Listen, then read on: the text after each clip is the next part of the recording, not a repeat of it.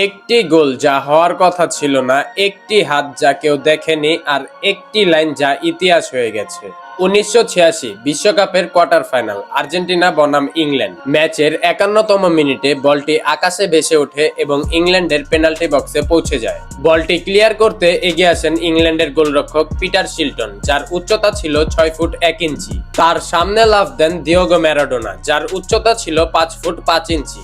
যুক্তি অনুযায়ী গোলরক্ষকেরই বলটি সহজে ধরার কথা ছিল, কিন্তু হঠাৎ করে ম্যারাডোনা আগে বলের কাছে পৌঁছে যান এবং সেটি গোল হয়ে যায়। কিন্তু 5 ফুট 5 ইঞ্চির একজন মানুষ 6 ফুট 1 ইঞ্চির একজন গোলরক্ষককে ভাসমান অবস্থায় কিভাবে হারাতে পারে। রিপ্লে দেখার পর বোঝা যায় ম্যারাডোনা তাকে হারাননি, বরং নিজের বাঁ হাত দিয়ে বলটিকে পাঞ্চ করে জালে পাঠিয়েছিলেন।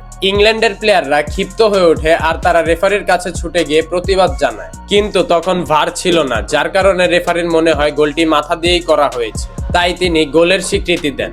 ম্যাচের পর যখন ম্যারাডোনাকে এই গোলটি সম্পর্কে জিজ্ঞেস করা হয়, তখন তিনি একটি বিখ্যাত কথা বলেন, a little with the head of Maradona and a little with the hand of god. এই কথা শুনে ইংল্যান্ডের ম্যানেজার রাগে বলে ওঠেন, ওটা ঈশ্বরের হাত নয়, ওটা ছিল একজন প্রতারকের হাত। ভাবুন তো, যে হাতের গোল কখনোই গণনা হওয়ার কথা ছিল না, সেই হাতই শেষ পর্যন্ত বিশ্বকাপ জেতাতে সাহায্য করেছিল। কিন্তু নেক্সট এপিসোডে আমরা কথা বলবো এমন একটি পা নিয়ে, যার গোল গণনা হওয়ারই কথা ছিল, কিন্তু তারই করা একটি মিস পুরো দেশকে কাঁদিয়েছিল।